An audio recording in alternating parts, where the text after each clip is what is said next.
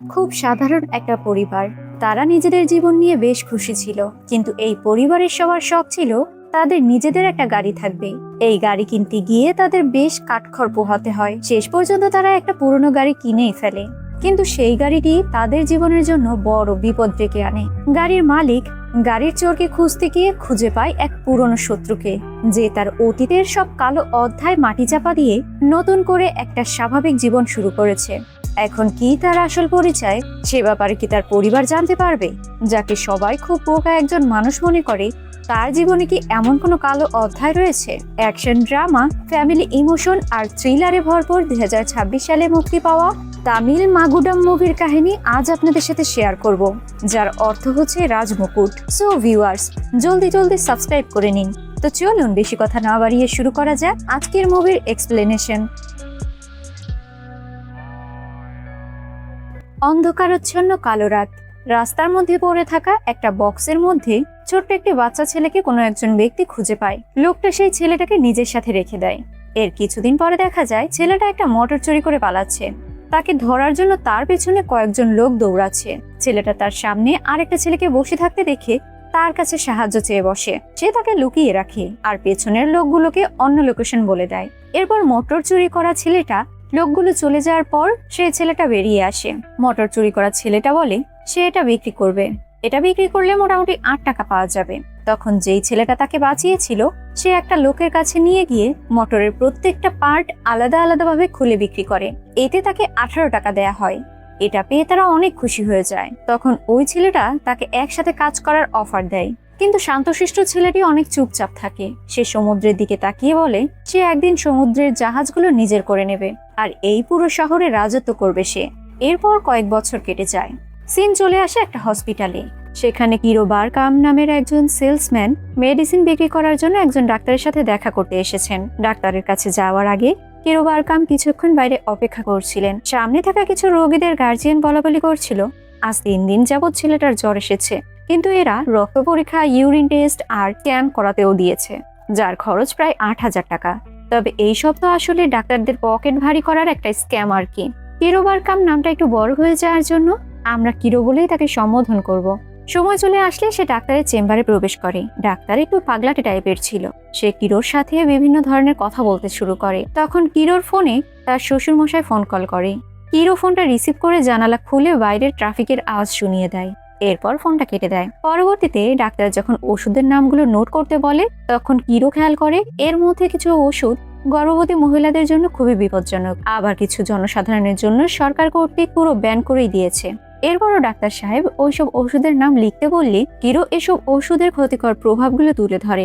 Doctor বলতে চায় এই বান্দাকে দিয়ে তার পকেট ভারী হবে না, যার জন্য তার এই বান্দাকে কোনো কাজেই লাগবে না। তাই কিরোকে আপাতত ডাক্তার বিদায় জানায়। এরপরের দিন কিরো আসলে ডাক্তার তাকে আগামীকাল আসার কথা বলে এই ব্যাপারটা কাটিয়ে দেয়। কিরো বাড়ি ফেরার পরে সে ঘরের মধ্যে কাউকে দেখতে না পেয়ে চুপি খাবার টেবিলে বসে পড়ে। এই পর্যায়ে তার মিষ্টি মেয়ে মায়া চলে আসে। যেহেতু শ্বশুরমশাই ফোন রিসিভ করেনি, সেহেতু আজকে কিরোর তো 12টা বেজেই যাবে, আর এই 12টা বাজাবে তার স্ত্রী যমুনা, যেই ব্যাপারে ছোট্ট মেয়েটা ওয়ার্নিং দিয়ে যায়। কোনো মতে খাওয়া দাওয়া শেষ করে ভয়ে বেচারা স্ত্রীর কাছে গিয়ে তাকে ডাক দেয়। সাথে সাথেই ঘরের মধ্যে বোম ফেটে ওঠে। যমুনা বলে আমার বাবা তোমাকে 10 বার ফোন কল করেছে, আর তুমি ট্রেনের আওয়াজ, বাইরের ট্রাফিকের আওয়াজ শুনিয়ে দিয়েছো তাকে। এমন অভিনয় করছো যেন তুমি মহাব্যস্ত মানুষ। কিছুদিনের জন্য বাবা আমাদের বাড়িতে বেড়াতে আসবে, তখন এই ভুলের মাসুল তোমাকে হাড়ে হাড়ে টের পাইয়ে দেব। কিরো কিছুটা ঘাবড়ে গিয়ে বলে আমি জীবনে একবারই তোমার বাবাকে মিথ্যে বলেছিলাম, আর সেটার জন্য এখনো ভুগতে হচ্ছে আমাকে। কিরো তখন পুরনো কিছু কথা মনে করে। কিরো তার ছোটবেলাকার বন্ধুকে নিয়ে যমুনার বাড়িতে গিয়েছিল বিয়ের কথাবার্তা বলতে। যমুনার বাবা ছিল একজন রিটায়ার্ড মিলিটারি অফিসার। কিরো তার শ্বশুর মশাইকে বলে এই পৃথিবীতে আমার পরিবার বলতে এই বন্ধু ছাড়া আর কেউ নেই। শ্বশুর মশাই বলে আমার মেয়ে আমাকে সবকিছুই বলেছে, তোমাদের প্রেমের সম্পর্ক প্রায় 3 বছর ধরে, তোমার তো প্রায় 1,75,000 টাকা স্যালারি রয়েছে। কিরো বলে স্যার, এখানে ছোট্ট একটা ভুল হয়ে গিয়েছে, আপনি যেই অ্যামাউন্টটা বলছেন সেখান থেকে একটা শূন্য বাদ দিতে হবে। এই কথা শুনে শ্বশুর মশাইয়ের চোখ তো ছানা বড়া হয়ে যায়, কারণ একটা শূন্য বাদ দিলে তো 17,500 টাকা বেতন হয়। শ্বশুর মশাইয়ের কোনো ইচ্ছেই পূরণ হচ্ছে না। তবে এক পর্যায়ে শ্বশুর মশাই একটা দাবি করে বসে, তার অনেক দিনের স্বপ্ন নিজের মেয়ে জামাইয়ের একটা নিজস্ব গাড়ি থাকবে। এ কথায় কিরো কিছু বলতে গেলে তার বন্ধু তাকে চুপ করিয়ে দেয়, কারণ এই কথায় রাজি না হলে হয়তো বা বিয়েটাই ক্যান্সেল হয়ে যাবে। এরপর তাদের বিয়ে হয়। বিয়ের অনেক বছর পার হয়ে গিয়েছে। তাদের এখন একটা ছেলে আর একটা মেয়ে আছে, কিন্তু যমুনার বাবা এই প্রথমবার তাদের বাড়িতে বেড়াতে আসছে। এটা শুনে কিরোর গাড়ি নিয়ে ভয় শুরু হয়ে যায়। পরদিন সকালবেলা কিরোর শ্বশুর তাকে ফোন করে জানায় যে সে এসে পড়েছে। কিরো তখন ভাবতে থাকে সে আসার পরে তাকে কি বলবে। তখন তাদের বাড়ির সামনে একটা লোক গাড়ি পার্ক করে রাখে। কিরো এই গাড়িকেই তার নিজের গাড়ি বলে চালিয়ে দেবে এই ভাবতে শুরু করে। যখন সেই লোকটা গাড়ি নিয়ে যেতে আসে তখন সে তাকে নিজের ড্রাইভার হিসেবে পরিচয় করিয়ে দেয়। সে তার শ্বশুর মশাইকে বলে তার নিজস্ব গাড়িটা নষ্ট হয়ে গিয়েছে, যার জন্য গাড়িটা ঠিক করতে দেয়া হয়েছে, আর এই সময়টাতে তার অফিস কর্তৃপক্ষ তাকে এই গাড়ি বরাদ্দ করেছে।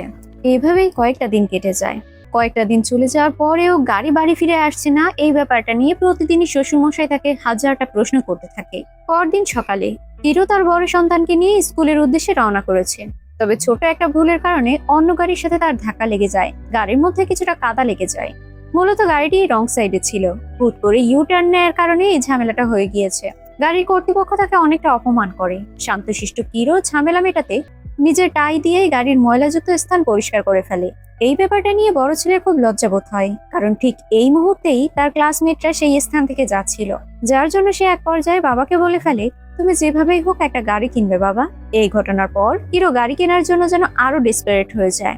ছেলেকে স্কুলে পৌঁছে দিয়ে কিরো তার বন্ধুর দোকানে চলে যায়। দোকানের মধ্যে কর্মচারী ভুলবশত একজন ব্যক্তির গায়ে জুস ফেলে দিয়েছে। কর্মচারী যদিও এই জন্য বারবার তার কাছে ক্ষমা চাইতে থাকে, তবে লোকটা খুব খারাপ ভাষায় গালিগালাজ করে ছেলেটাকে একটা চড় দিয়ে বসে।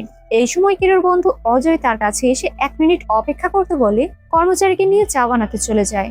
কিরো কিছু একটা ভেবে ভয় পাচ্ছে, তাই সে দ্রুত কাস্টমারকে এখান থেকে চলে যেতে বলে, তবে কাস্টমার নড়ছে না। কিছুক্ষণের মধ্যেই অজয় চা বানিয়ে নিয়ে এসে কাস্টমারের গায়ে ছুঁড়ে মারে। এবার রেগে কাস্টমার তার গায়ে হাত তুলতে গেলে পাল্টা অজয় তাকে চড় দিয়ে বসে। কিরো বলে ওঠে, আমি তো 1000বার বলেছিলাম আপনি এখান থেকে চলে যান, আপনিই তো গেলেন না, নিজের বিপদ নিজেই ডেকে আনলেন। দুই বন্ধুর জীবনেই বেহাল অবস্থা, তাই মন মাইন্ড ফ্রেশ করতে দুজনে একটু লাল ঘানি খেতে যায় আর কি। বাসায় ফিরে আসার পর আবারও সেই গাড়ি নিয়ে কথা তোলা হয়। কিরো এই গাড়ির ব্যাপার নিয়ে শ্বশুর মশাইয়ের কাছে মিথ্যে কথা বলতে বলতে ক্লান্ত হয়ে গিয়েছে, তাই এক পর্যায়ে এসে সিদ্ধান্ত নেয় সে এবার যে কোনো মূল্যেই হোক গাড়ি কিনেই ছাড়বে। তাই কিরো পরদিন সকালবেলায় পুরো পরিবার নিয়ে একটা কার শোরুমে যায়। বিভিন্ন গাড়ি দেখার পর যে গাড়ি পছন্দ হয় সেই গাড়িটি ড্রাইভিং এর মাধ্যমে কিছুক্ষণ টেস্ট করে নেয়। সেখানে তারা ইএমআই তে একটা গাড়ি কিনতে চাচ্ছে, কিন্তু কিরোর ব্যাংক স্টেটমেন্ট চেক করে দেখা যায় সে এর আগেও ইএমআই তে একটা ওয়াশিং মেশিন কিনেছিল, কিন্তু সেটার ইএমআই লেট করে দেওয়ার কারণে তাকে নতুন করে আর কোনো লোন দেয়া হবে না। তাই কিরোর ইএমআই তে গাড়ি কেনার কোনো সুযোগই নেই। এরপরে তারা কয়েকটি শোরুম ঘুরে, তবে ঘুরে ফিরে সেই একই ভেজাল লেগে যায়। একটা পর্যায়ে তো অন্য এক শোরুমে গেলে সেই শোরুমের লোকেরা তাদের সকলকে অপমান করে কথা বলে। মূলত প্রত্যেক এলাকায় ব্যবসায়ীদের একটা বৈঠকখানা থাকে। যেহেতু কিরো তার পরিবার নিয়ে কয়েকটা শোরুম ঘুরেছে আর কার ড্রাইভিং এর ট্রায়ালও দিয়েছে, তবে শেষ মুহূর্তে তার লোনের ব্যাপারটা সামনে চলে আসলে শোরুমের মালিকরা বাকি শোরুমগুলোতেও কিরোর পরিবারের পুরো বায়োডাটা ইমেলের মাধ্যমে সেন্ড করে দিয়েছে, যাতে করে বাকি শোরুম ম্যানেজারদের শুধু শুধু সময় নষ্ট না হয়। এই ব্যাপারে জানতে পেরে কিরো আর তার পরিবারের খুব অপমানিত বোধ হয়, তাই অবশেষে তারা মন খারাপ করে বাড়ির উদ্দেশ্যে রওনা করে। বাড়ি ফেরার সময় তাদের অনেক মন খারাপ ছিল। কিরো তার ছেলেকে একটা খেলনা গাড়ি কিনে দেয়। এই ব্যাপারটা নিয়ে পরদিন তার বন্ধুর কাছেও অনেক আক্ষেপের কথা বলে। এরপর সে একটা পুরোনো গাড়ি বিক্রি করার গ্যারেজে চলে যায়। সেখান থেকে সে একটা বিএমডাব্লিউ কিনে নেয়। এতে তাদের পরিবারের সকলেই অনেক খুশি হয়ে যায়। কিরো, যমুনা এবং তাদের বাচ্চা কাচ্চা নিয়ে তারা লং ড্রাইভে যায়। সেখানে তারা মোটামুটি 2 দিন সময় কাটায়। এরপর ফিরে আসার পথে একটা ট্রাকের সাথে ধাক্কা খেতে খেতে অনেক কষ্টে তারা বেঁচে যায়। এই মুহূর্তেই একটা লোক তাদের গাড়ির নাম্বারটা দেখে নেয়। সাথে সাথে বৈদেনী নামের একজন মহিলাকে সে সম্পূর্ণ বিষয়টা ফোন করে খুলে বলে। বৈদেনী চেরা নামের একজন লোককে ফোন করে এই গাড়ির ব্যাপারে জানায়। চেরা লিঙ্গ ভাই নামের একজন ডনের সাথে সে কাজ করত। চেরা তার দলের কিছু লোকজনকে ওই লোকেশনে পাঠায়। তারা কিরোর গাড়ির ওপর নজর রাখে। সামনে একটা আইসক্রিম শপ দেখে কিরো তার বাচ্চাদের নিয়ে আইসক্রিম কিনতে বের হয়। তখন চেরার লোকজন তাকে দেখে চেরাকে ফোন করে। তারা বলে গাড়িটির মধ্যে একজন ফ্যামিলি ম্যান রয়েছে। চেরা তাদের ছবি পাঠাতে বলে। ফটোতে কিরোকে দেখে চেরার চোখ খুব চরক গাছ হয়ে যায়, যেন খুব পরিচিত কাউকে বহুদিন পর সে দেখতে পেয়েছে। চেরা ভিডিও কল করে তাকে দেখে শিওর হয়ে নেয়। চেরা তার গ্যাংয়ের অন্যজনকে কিরোর ফটো পাঠায়। লোকটাও কিরোকে দেখে ঠিক ততটাই অবাক হয়ে যায়। সে ভয় পেয়ে চেরাকে বলে তার থেকে দূরে থাকতে। ও যেভাবে আছে তাকে সেরকমই থাকতে দাও, কারণ সাপের লেজে পাড়া দিলে বিপদ তো তাদেরই হবে। এরপর তার লোকদের কিরোকে ফলো করতে বলে। কিরো এসবের কিছুই জানতে পারেনি। সে তার পরিবারের সবাইকে নিয়ে একসাথে আনন্দ করছিল। ছোট মেয়ে মায়া বাবার কাছে আবদার করে, আর একদিন যদি আমরা এখানে থেকে যেতাম তাহলে ভালো হতো না বাবা? বাবা বলে, আমি তো অনেক কাজ ফেলে রেখে এসেছি মা, আমার তো ফিরে গিয়ে অনেক কাজ কমপ্লিট করতে হবে। যমুনা তখন কিরোকে বলে, এই সমস্ত বছর ধরে তুমি আমার এবং আমার বাবার অনেকের কাছ থেকেই অত্যাচার সহ্য করেছো। তুমি আসলেই খুব একজন ভালো স্বামী, আর সাথে খুব ভালো বাবাও। আমি এভাবেই তোমার সাথে সুখের শান্তিতে সারাটা জীবন কাটিয়ে দিতে চাই। কিরো বলে, যেমনটা তোমার ইচ্ছে। এই সময় হঠাৎ করে একটা গুলি এসে লাগে যমুনার মাথায়। যমুনার সাথে সাথেই মারা যায়। কিরো আর তার বাচ্চা তো হতভম্ব হয়ে যায়। কিছুই বুঝে ওঠার আগেই আরো একটা গুলি এসে কিরোর মেয়ে মায়ার মাথায় লাগে। মায়াও সাথে সাথে সেখানেই শেষ হয়ে যায়। এরপর চারিদিক থেকে একের পর এক গুলি এসে পড়তে থাকে গাড়ির উপরে। কিরো তার ছেলে ইনিয়ার মাথা নিচের দিকে চেপে ধরে। একের পর এক গুলি এসে গাড়িটিকে ঝাঁঝরা করে দেয়। গাড়ির চারপাশে অনেকগুলো লোকজন দাঁড়িয়ে গুলি করছিল। এরপর তারা গুলি ছোড়া বন্ধ করে চেক করতে যায় যে সকলে মরেছে কিনা। কিন্তু সেখানে গিয়ে দেখতে পায় যমুনা আর মায়া থাকলেও কিরো এবং ইনিয়া সেখানে ছিল না। তারা জঙ্গলের মধ্যে দৌড়াতে শুরু করেছে। এরকম পরিস্থিতিতে দুজনেই একেবারে ভেঙে পড়েছিল। ইনিয়ার পা চলছিল না। সে বারবার তার বাবাকে বলতে থাকে সে আর হাঁটতে পারছে না, কিন্তু জীবন বাঁচানোর জন্য তাদের দৌড়াতেই হবে। লোকগুলো তাদের পেছনে দৌড়াতে থাকে আর গুলি ছুটতে থাকে। কিরো এবং ইনিয়া একটা গাছের পেছনে লুকায়, কিন্তু এখানে বেশিক্ষণ লুকিয়ে থাকা সম্ভব ছিল না। তাই কিরো ইনিয়াকে জুতো উল্টো পরিয়ে দৌড়াতে থাকে। গুন্ডাগুলো জুতোর ছাপ দেখে ভাবে তারা উল্টো দিকে গিয়েছে, তাই তারাও উল্টো দিকে চলতে থাকে। তখন কিরো পেছন থেকে এসে তাদের লোকগুলোর ওপর হামলা করে। তারা কিরোকে দেখে গুলি ছুটতে নেয়, কিন্তু ততক্ষণে তাদের বন্দুকের গুলি শেষ হয়ে গিয়েছে। তারা সবাই মিলে কিরোকে মারতে এগিয়ে আসে, কিন্তু কিরো একে একে সকলকে মেরে ফেলে। কিরো জানতে চায় তারা কেন তাদের মারতে এসেছে। শেষে তাদের মধ্যে যে লিডার ছিল সে কিরোকে বলে ওঠে, যে গাড়িটা কিনেছিলে তুমি সেটা চেরার গাড়ি ছিল। ওই ট্রাকটা চেরাকে মারার জন্য পাঠানো হয়েছিল, কিন্তু সেই গাড়িতে ছিল কিরো। এরপর চেরা জানতে পেরে যায় যে কিরো কোথায় আছে। এতগুলো বছর ধরে যে পরিচয় লুকিয়ে রেখেছিল, একটা গাড়ির জন্য সেই পরিচয়টা আবারও সামনে চলে এসেছে। আর তার মূল্য দিতে হয়েছে যমুনা এবং তার প্রাণপ্রিয় মায়ার বিনিময়ে। এসব শুনে কিরো রেগে লোকটাকে মেরে ফেলে। কিরোর ছেলে ইনিয়া কিরোকে জিজ্ঞেস করে, এরা কারা বাবা, কেন আমাদেরকে মারতে এসেছে? কিরো বলে, এতগুলো বছর ধরে আমি নিজের পরিচয় লুকিয়ে রেখেছিলাম, সবকিছু পেছনে ফেলে নিজের পরিবার নিয়ে খুশি ছিলাম, কিন্তু যার থেকে আমি পালিয়ে বেড়াচ্ছিলাম সে আবারও আমার সামনে এসে পড়েছে। ইনিয়া জিজ্ঞেস করে সে কে। কিরো চিৎকার করে বলে ওঠে, লিঙ্গা। অন্যদিকে লিঙ্গার একজন কাছের লোক এসে তাকে জানায় যে চেরা এত বছর ধরে আপনার সাথে কাজ করে এখন আপনারই পিঠ পিছে ষড়যন্ত্র করছে। লিঙ্গা জিজ্ঞেস করে চেরা কি করেছে। সে জানায় যে চেরা তার ছেলে কিরোর ওপর অ্যাটাক করেছে। পরের দিন কিরো এবং তার পরিবারের বাকি সবাই মিলে যমুনা এবং মায়ের অন্ত্যেষ্টিক্রিয়ার কাজ শুরু করেছে। তখন লিঙ্গা সেখানে চলে আসে। লিঙ্গা সেখানে গিয়ে কিরোর সাথে কথা বলার চেষ্টা করে, কিন্তু কিরো লিঙ্গার উপর রেগে যায়। সে তার পরিবারকে মারার দোষ সব লিঙ্গার উপর দিয়ে দেয়। কিরোর শ্বশুর লিঙ্গাকে দেখে কিছুটা অবাক হয়। সে কিরোকে জিজ্ঞেস করে, সে তো বলতো সে অনাথ, তাহলে তার বাবা কোথা থেকে এলো? কিরো বলে, এই লোকটা কখনোই তাকে নিজের সন্তান মানেইনি। সে বাবা থাকার পরেও অনাথার মতো সে জীবনযাপন করেছে। আর এরপর যখন সে নিজের পরিবার মানিয়েছে তখন এটা তার সহ্য হয়নি। সে তার কাছের মানুষগুলোকে মেরে ফেলেছে। লিঙ্গা কিরোকে বোঝানোর চেষ্টা করে, কিন্তু কিরো লিঙ্গার কলার ধরে তাকে সেখান থেকে চলে যেতে বলে। ফিরে যাওয়ার সময় লিঙ্গা তার পুরনো দিনগুলোর কথা ভাবছিল। লিঙ্গা এবং তার বন্ধু জনা ছিল মুভির শুরুতে দেখানো সেই বাচ্চা ছেলে দুটো, যারা মটর চুরি করে বিক্রি করেছিল। এখন তারা বড় হওয়ার পরে এই শহরে নিজেদের রাজত্ব বানানোর চেষ্টা করছে, কিন্তু তখন শহরের সবচেয়ে বেশি ক্ষমতা ছিল মাইলির কাছে। ভগবানের ভাইয়ের সাথে জনার ঝামেলা হয়। লিঙ্গা ভগবানের ভাইকে মারে, আর এই বিচার করার জন্য ভগবান জনা এবং লিঙ্গাকে ডেকে নিয়ে আসে। কিন্তু লিঙ্গার কথা শুনে ভগবান তাকে নিজের কাজে রেখে দেওয়ার অফার করে। লিঙ্গা এবং জনা ভগবানের সাথে থেকেই নিজেদের কাজ শুরু করে। তারা বিভিন্ন পুরনো জিনিস নিয়ে এসে সেগুলো ভেঙে আলাদা আলাদা পার্টস বিক্রি করত। এরপর সেগুলো ব্ল্যাক মার্কেটে বিক্রি করে। এভাবে অনেক টাকার মালিক হয়ে ওঠে তারা। শহরে তাদের দাপট বাড়তে থাকে। একসময় লিঙ্গা এক সমুদ্রের পাড়ের মাছ বাজারে যায়। সেখানে গিয়ে তার দেখা হয় অন্নপূর্ণা নামের এক মাছ বিক্রেতার সাথে। অন্নপূর্ণাকে দেখেই লিঙ্গার পছন্দ হয়ে যায়, কিন্তু অন্নপূর্ণা তাকে খুব একটা পাত্তা দিত না। এভাবে বেশ কিছুদিন কেটে যায়।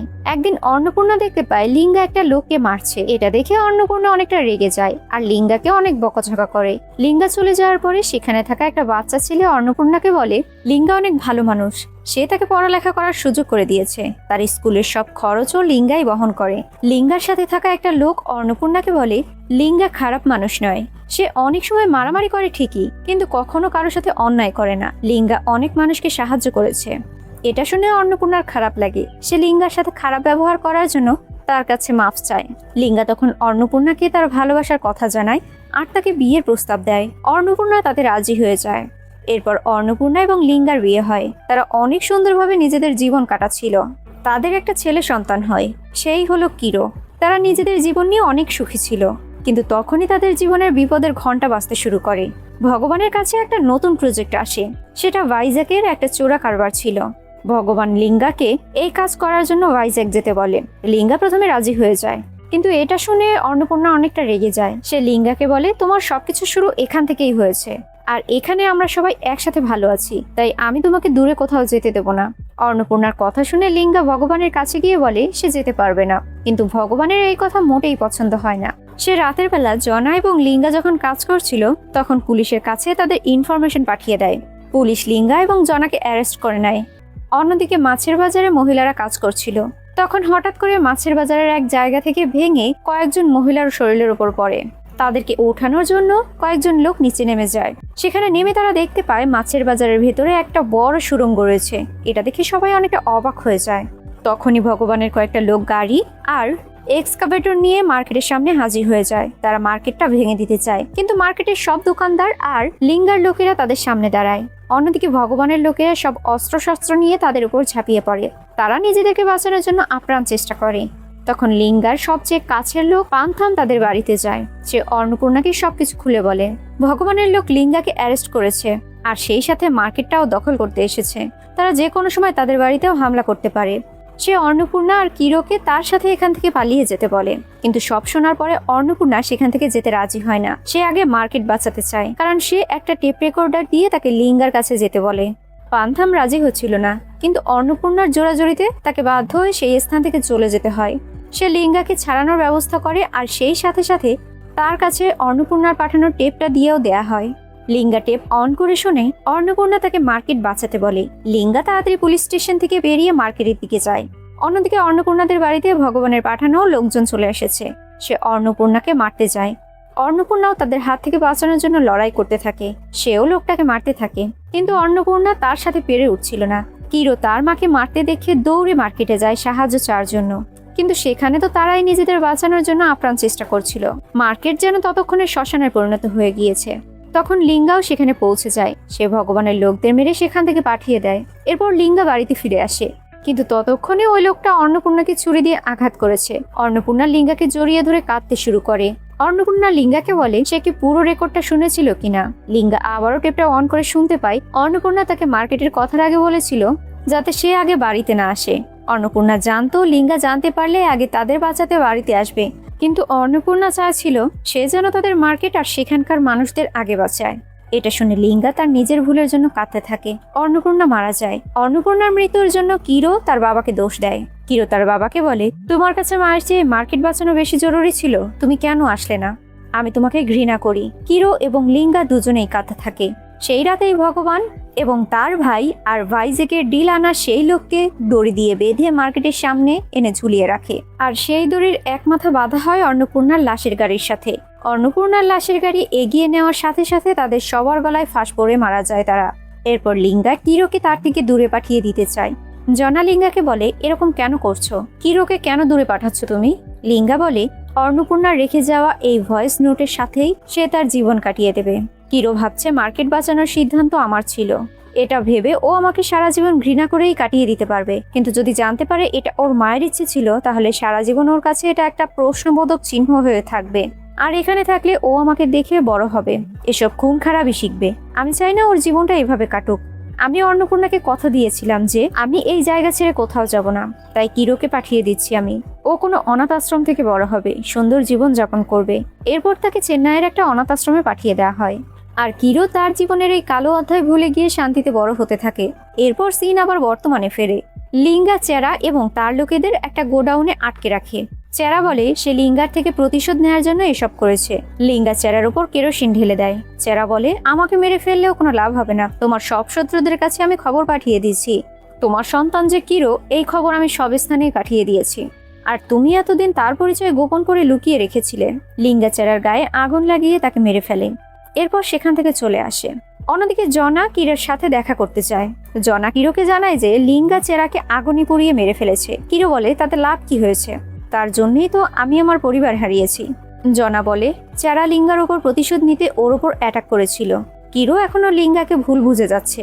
কিরো বলে তোমরা ভালো মানুষ সাজতে চাচ্ছ তাই তো, কিন্তু তোমরা তো নানা ধরনের অবৈধ কাজ করো যা হাজার হাজার মানুষের জীবন নষ্ট করে দেয়। জনা রেগে গিয়ে কিরোকে বলে ওঠে ওইসব কন্টেনারে ড্রাগস সাপ্লাই হয় না, তারা শুধুমাত্র ডুপ্লিকেট অটোমোবাইলের পার্টস বিক্রি করে। জনা বলে আমার বন্ধু শুধু জীবনে একটাই ভুল করেছিল আর তার মাসুল তাকে আজও দিতে হচ্ছে। লিঙ্গা সবসময় দূরে থেকেও তোমার খোঁজ রাখতো। যেদিন তোমার প্রথম সন্তানের জন্ম হয় লিঙ্গা সেদিন তার জীবনে সবচেয়ে বেশি খুশি হয়েছিল। সে প্রতিদিন লুকিয়ে লুকিয়ে তোমাকে দেখতে আসতো। তুমি আমার কথা বিশ্বাস না করলেও নিজের মায়ের কথা তো বিশ্বাস করবে। তখন জনা তাকে সেই টেপ রেকর্ডারটা দেয় যেটার মধ্যে অন্নপূর্ণার ভয়েস রেকর্ড করা ছিল। অন্নপূর্ণার কথা শুনে কিরো কাঁদতে শুরু করে।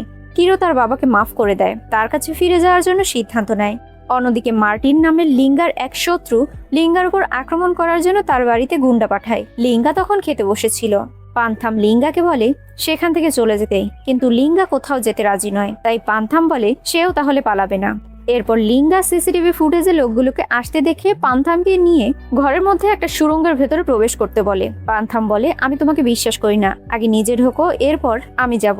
কোনো পথ না পেয়ে তারা দুজনে মিলে সুড়ঙ্গর মধ্যে নামে। পান্থাম কথা বলতে বলতে এগিয়ে যাচ্ছিল। হঠাৎ পেছনে ফিরে দেখতে পায় লিঙ্গা সেখানে নেই। পান্থাম সুড়ঙ্গের মুখের কাছে এসে দেখে লিঙ্গাম বের হয়ে গিয়েছে। লিঙ্গা বলে এত বছর ধরে আমাকে চেনো, এভাবে কাপুরুষের মতো পালিয়ে যাওয়ার মানুষ তো আমি নই। এই বলেই লিঙ্গা সুড়ঙ্গের দরজা আটকে দেয়। এরপর নতুন একটা কোট পরে রেডি হয়ে তার চেম্বারে বসে থাকে। মার্টিনের গুন্ডারা আসলে তাদের সবার সাথে একাই লড়াই করছিল। অন্যদিকে জনা পান্থমকে ফোন করে জানায় সে লিঙ্গাকে সারপ্রাইজ দেওয়ার জন্য কিরো এবং তার ছেলেকে নিয়ে এসেছে। পান্থম জানায় লিঙ্গার উপর মার্টিনের লোকেরা অ্যাটাক করেছে, তারা যেন তাড়াতাড়ি আসে। পান্থাম সুড়ঙ্গের পথ ধরে বাগান থেকে বের হয়, কিন্তু ততক্ষণে মার্টিনের লোকেরা লিঙ্গামকে মেরে ফেলেছে। লিঙ্গা শেষ পর্যন্ত লড়াই করেও বাঁচতে পারেনি। জনা এবং কিরোরাও চলে আসে। লিঙ্গার এরকম মৃত্যু দেখে সবাই কাঁদতে থাকে। আশেপাশের সব মানুষ বাড়ির বাইরে জড়ো হয়। তারা কিরোকে দেখে আবেগে আপ্লুত হয়ে যায়। সবাই কিরোকে লিঙ্গার জায়গায় থাকতে বলে। সবাই তাকে আটকে রাখার চেষ্টা করে, কিন্তু কারো কথা না শুনে সেখান থেকে সে চলে যায়। অন্যদিকে মার্টিনের লোকজন লিঙ্গার মৃত্যুর খবর শুনে উল্লাস করছিল। তারা লিঙ্গার সব ট্রাক দখল করে নিয়েছিল। তখন জনা তাদেরকে মারতে সেখানে আসে। জনার সাথে তাদেরও মারামারি হয়। জনা যখন নিচে পড়ে যায় তখন পান্থাম কিরাকে নিয়ে সেখানে চলে আসে। কিরো তার বাবার ড্রেস পরেছিল। কিরোকে দেখে সবাই অবাক হয়ে যায়। মার্টিনের লোক কিরোকে মারতে চায়, কিন্তু কিরো তার সাথে মার্কেটের সব মানুষদের নিয়ে এসেছে। তারা যে যা পেয়েছে তাই নিয়েই মার্টিনের উপর ঝাঁপিয়ে পড়েছে। এরপর তাদের মেরে ফেলেছে। জনা কিরোকে দেখে খুশি হয়ে যায়। সে কিরোকে লিঙ্গার জায়গায় কাজ করতে বলে, কিন্তু কিরো এসবের মধ্যে নিজেকে জড়াতে চায় না। সে যাতে এসবের মধ্যে না জড়ায় সেই জন্য তার বাবা তাকে দূরে পাঠিয়েছিল। কিরো বাকিদেরও এই অন্ধকার জগৎ থেকে বের করে আনতে চায়, তাই সে সবকিছু শেষ করার জন্য ট্রাকগুলো আগুন দিয়ে পুড়িয়ে দেয়। এরপর কিরো আবারও স্বাভাবিক জীবনে ফিরে আসে। সে আবারও তার সেলসম্যানের কাজ শুরু করে, আর জনা এবং পান্থাম ছায়ার মতো তার সাথে থাকে। আর এখানেই এই মুভিটির কাহিনী শেষ হয়ে যায়। সো ভিউয়ার্স, ভিডিওটি কেমন লাগলো? ভালো লাগলে লাইক, কমেন্ট, শেয়ার এবং সাবস্ক্রাইব করবেন। এতক্ষণ আমার সাথে থাকার জন্য আপনাদের সকলকে অসংখ্য ধন্যবাদ।